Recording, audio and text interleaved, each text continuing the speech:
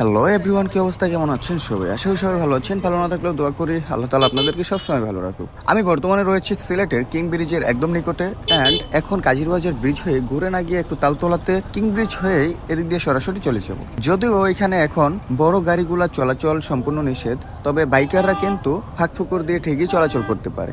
এটা শুধুমাত্র এখন মানুষ পারাপারের জন্য উপযোগী। ব্রিজটা অধিক পুরাতন হওয়ার কারণে এটা টেম্পার অনেকটাই কমে গিয়েছে, যার কারণে এটা মেরামতের সুবাদে এখন গাড়ি চলাচল অফ করে দেওয়া হয়েছে। তবে এই কিং ব্রিজকে শুধুমাত্র ব্রিজ বললেই ভুল হবে, এটাকে বলা যায় আমাদের সিলেটবাসীর জন্য একটা ঐতিহ্য, গর্বের বিষয়। এই কিং ব্রিজ হচ্ছে অধিক প্রাচীন একটা ব্রিজ, যেটা সিলেটে সুরমা নদীর উপর সর্বপ্রথম নির্মাণ করা হয়। অধিক প্রাচীন হওয়া সত্ত্বেও বর্তমানে এখানে বড় গাড়িগুলো যাতায়াত করে না, নতুন ব্রিজ দিয়ে সব গাড়ি পারাপার হয়।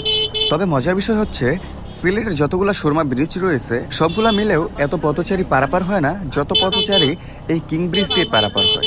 এটা এমন একটা ব্রিজ যেখানে পথচারী দিয়ে সবসময় ভরপুর থাকে, জ্যাম লেগে থাকে, ভিড় লেগেই থাকে। আর এই ব্রিজটা অবস্থিত একদম আমাদের সিলেট সার্কিটের পাশাপাশি।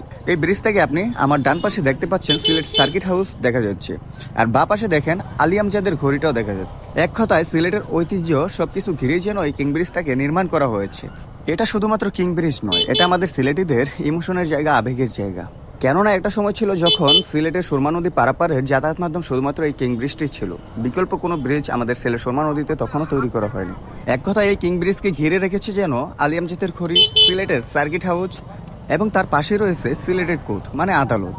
সবকিছু মিলে জাস্ট ঐতিহ্যবাহী একটা জায়গা হিসেবে পরিচিত এই কিং ব্রিজ। সো এভরিওয়ান, কারা কারা এই কিং ব্রিজটাকে ভালোবাসেন অবশ্যই কমেন্ট করে জানাবেন, এন্ড কে কে একবার হলো আসছেন এবং কার কাছে কি রকম লাগে এই ব্রিজটি অবশ্যই কমেন্ট করে জানিয়েছেন। সো এভরিওয়ান, আজকের মতো ভিডিওটা এখানেই শেষ করতেছি। দেখা হবে নতুন কোনো ভিডিওতে, ততক্ষণ ভালো থাকুন, সুস্থ থাকুন। See you next, bye by.